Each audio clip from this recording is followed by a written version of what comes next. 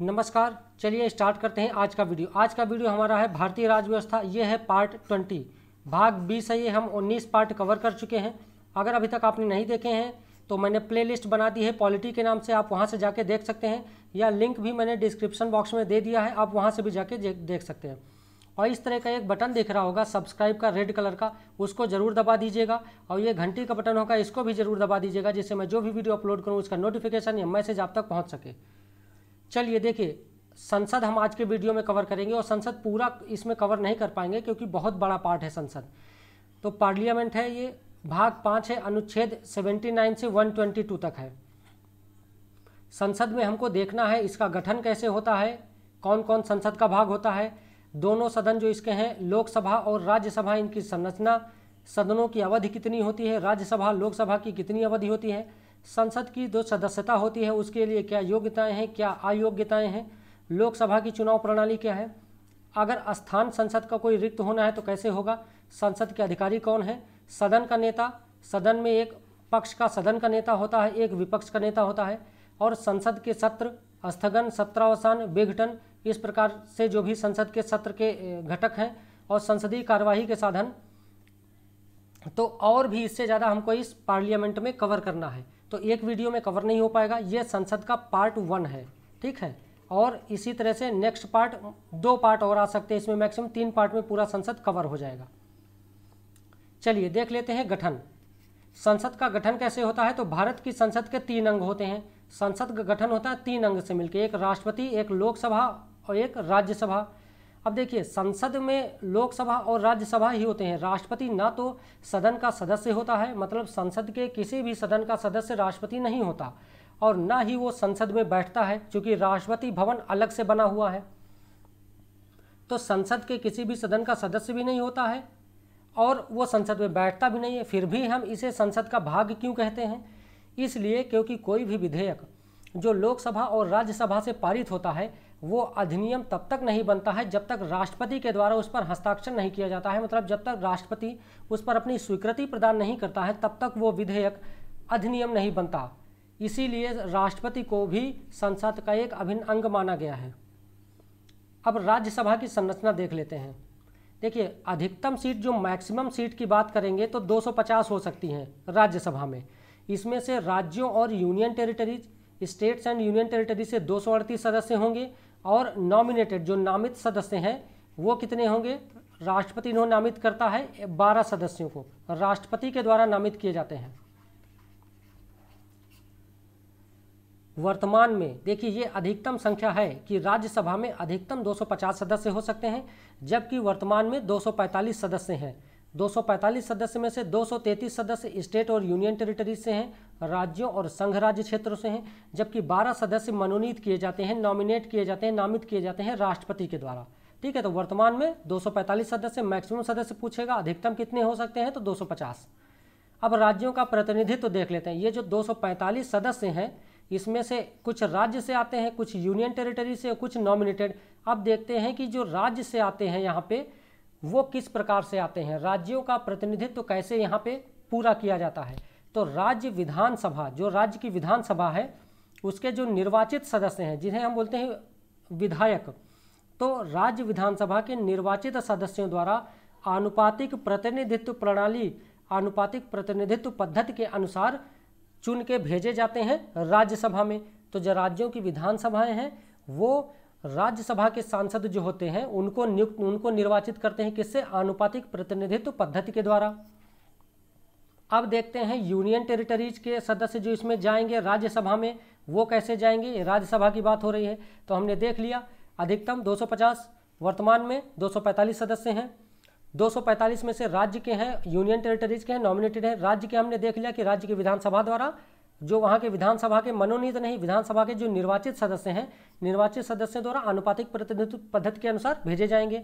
और union territories के क्षेत्र के जो हैं वहाँ से एक निर्वाचक मंडल बनता है, और उस निर्वाचक मंडल के द्वारा सदस्य चुने जाते हैं और राज्यसभा में भेजे जाते हैं। अब नॉमिनेट की बात करते हैं तो राष्ट्रपति कला, साहित्य, विज्ञान, समाज सेवा, इन्हीं क्षेत्रों से 12 सदस्यों को नॉमिनेट करता है, ताकि अगर कोई इस क्षेत्र का सदस्य सांसद नहीं चुना जाता है तो इन क्षेत्र के लोगों को भी वहाँ पर प्रतिनिधित्व दिया जा सके। जैसे ये भी अपनी समस्याएं, लोगों की समस्याएं, इस क्षेत्र से संबंधित समस्याएं वहाँ पर बयां कर सकें उसका। लोकसभा की संरचना देख लेते हैं। अधिकतम कितने हैं? 552। मैक्सिमम की बात करेंगे तो 552। स्टेट और यूनियन टेरिटरी से इसमें 550 होंगे और नॉमिनेटेड 2 होंगे, एंग्लो इंडियन होंगे, ये एंग्लो इंडियन, और ये राष्ट्रपति नामित करते हैं। वर्तमान में 545 है। अधिकतम पूछेगा तो 552 टिक करेंगे, वर्तमान में पूछेगा मैक्सिमम 545 वर्तमान में है। स्टेट और यूनियन टेरिटरी से 543 और नॉमिनेटेड 2 हैं। अब देखिए, स्टेट से और यूनियन टेरिटरी इन दोनों क्षेत्रों का जो प्रतिनिधित्व होता है लोकसभा में, तो वो प्रत्यक्ष मतदान के द्वारा होता है। लोकसभा के चुनाव होते हैं, हम आप सब लोग जाके जो 18 वर्ष से ऊपर के हैं वो सभी जाके उसमें वोट डालते हैं, मतदान करते हैं। तो ये प्रत्यक्ष मतदान के द्वारा इनके सदस्य चुने जाते हैं। 61वें संविधान संशोधन अधिनियम 1988 के द्वारा मतदान की आयु को घटाकर 21 से 18 कर दिया गया। यानी 1988 के पहले क्या था, जो 21 वर्ष का पूरा होता था वही जाके मतदान कर सकता था, वही वोट दे सकता था। लेकिन अब क्या है, ये 1988 में एक संविधान संशोधन किया गया और इसकी आयु घटा के, मतदान की आयु 18 से घटा के, मतलब 21 से घटा के 18 वर्ष कर दी गई। ये एग्जाम में पूछा हुआ क्वेश्चन है, इसको याद रखिएगा। मनोनीत सदस्य, तो 2 सदस्य मनोनीत किए जाते हैं, वो भी आंग्ल भारतीय समुदाय के, वो भी राष्ट्रपति के द्वारा। देखिए, लोकसभा की चुनाव प्रणाली प्रत्यक्ष निर्वाचन के द्वारा होता है। सभी राज्यों को प्रादेशिक निर्वाचन क्षेत्रों में विभाजित कर दिया जाता है और सभी राज्यों की सीटों का आवंटन इस प्रकार से किया जाता है, इन क्षेत्रों का विभाजन, कि वहाँ की जितने भी जनसंख्या है और वहाँ के जो भी संसद सदस्य है या सदस्यता है या सांसद हैं, उनका अनुपात सभी राज्यों में एक समान रहे। संसद सदस्य के लिए अर्हताएं या योग्यताएं कौन कौन सी होती हैं? देखिए, भारत का नागरिक होना चाहिए। राज्यसभा का सदस्य, अगर आपको राज्यसभा का सदस्य चुना जाना है तो 30 वर्ष की आयु पूरा होना चाहिए। लोकसभा के सदस्य के लिए 25 वर्ष की आयु पूरी होनी चाहिए।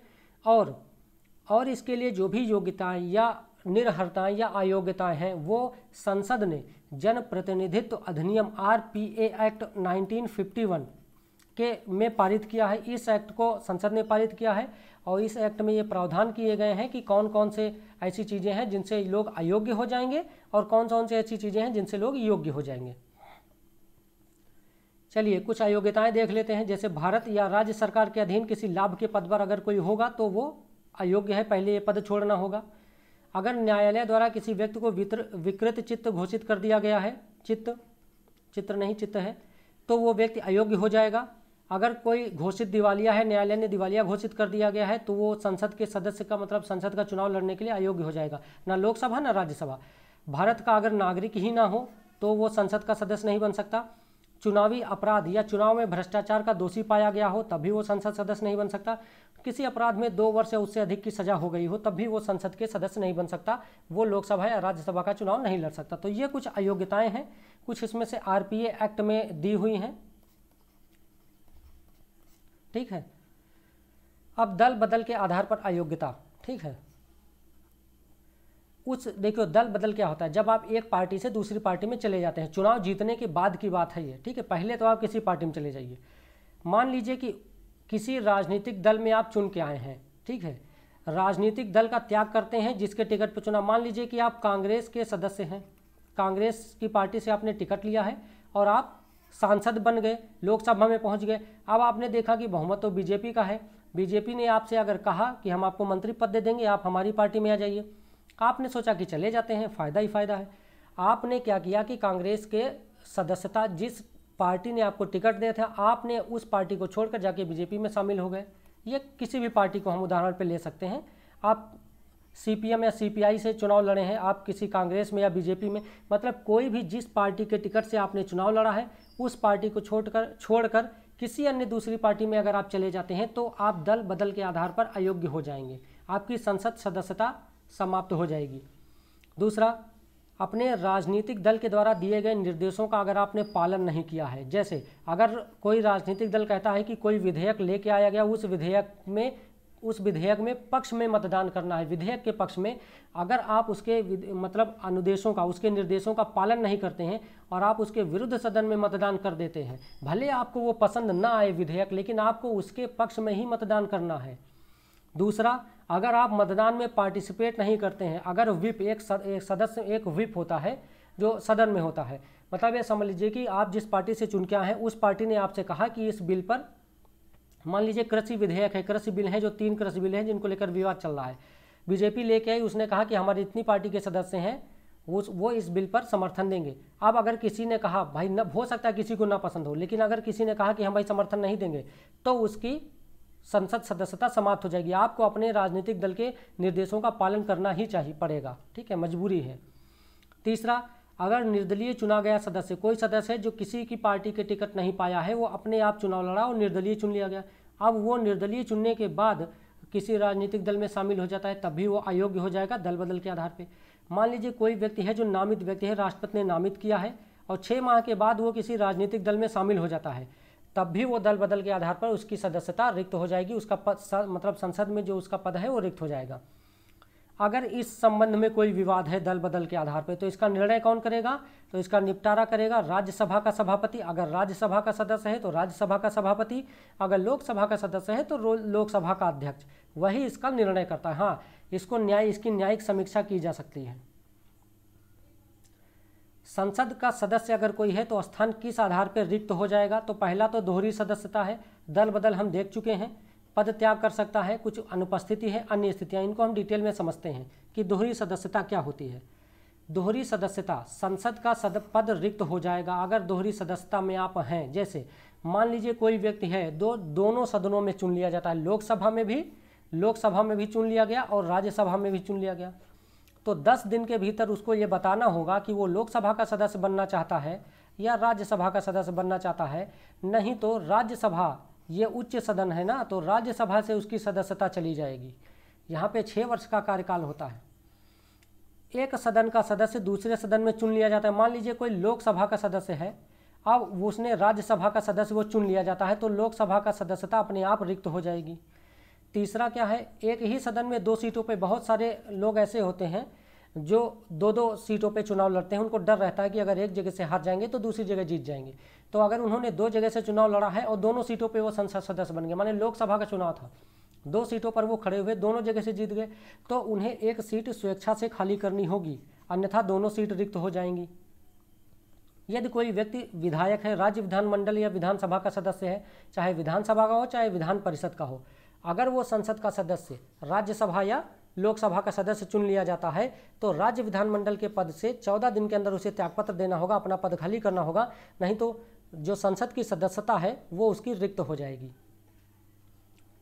अब देख लेते हैं पद त्याग। तो देखिए, कोई भी संसद सदस्य, चाहे लोकसभा हो चाहे राज्यसभा हो, वो लोकसभा का है तो लोकसभा के अध्यक्ष को, और अगर राज्यसभा का है तो राज्यसभा के सभापति, इन दोनों को त्यागपत्र, मतलब किसी एक को, जिस सदन के आप सदस्य हैं उस सदन के सभापति या अध्यक्ष को आप त्यागपत्र दे सकते हैं। आप पदत्याग हो गया ये। हाँ, अगर अध्यक्ष या सभापति चाहे तो इसे अस्वीकार भी कर सकता है। अगर वो ये चाहता है कि आप किसी दबाव में त्यागपत्र दे रहे हैं, तब वो इसे अस्वीकार भी कर सकता है। अनुपस्थिति के आधार पर रिक्तता की बात करते हैं। कोई सदस्य है, अगर वो सदन की अनुमति के बिना 60 दिन से अधिक गायब रहता है, ठीक है, मान लीजिए कोई सदस्य है 60 दिन से अधिक सदन की बैठकों में अनुपस्थित रहता है, तब उसकी संसद सदस्यता रिक्त हो जाएगी। और इसमें स्थगन या सत्रावसान की लगातार 4 दिनों से अधिक अवधि को शामिल नहीं किया था। 60 दिन में अगर संसद सदस्य में स्थगन है या सत्रावसान है, तो इसकी लगातार 4 दिनों से अधिक की अवधि को शामिल नहीं किया जाएगा। कुछ अन्य स्थितियां देख लेते हैं जिसमें आप संसद सदस्य हैं और आपका पद रिक्त हो जाएगा। अगर न्यायालय ने चुनाव को ही अमान्य घोषित कर दिया है, कुछ भ्रष्टाचार हुआ या किसी आधार पे, ठीक है। दूसरा, यदि सदन द्वारा निष्कासित कर दिए जाएं आप। तीसरा, यदि राष्ट्रपति या उपराष्ट्रपति चुन लिए जाएं आप, तो आपकी संसद सदस्यता समाप्त हो जाती है, क्योंकि आप उस संसद लोकसभा या राज्यसभा के सदस्य नहीं रहते। अगर आप किसी राज्य के राज्यपाल चुन लिए जाते हैं, तब भी आपकी संसद सदस्यता समाप्त हो जाती है। तो ये थे हमारा आज का संसद का पार्ट 1। ये हमारा चैनल है सिविल सर्विसेज विद आलोक। अगर अभी तक आपने इसको सब्सक्राइब नहीं किया है तो जरूर कर दें, नोटिफिकेशन बेल जरूर प्रेस कर दें, जिससे मैं जो भी वीडियो अपलोड करूँ उसका नोटिफिकेशन आप तक पहुँच सके। हाँ, इसको शेयर करना बिल्कुल भी ना भूलिए, शेयर करिए, लाइक करिए और कमेंट करिए। चलिए, आज के वीडियो में इतना ही, मिलते हैं नेक्स्ट वीडियो में।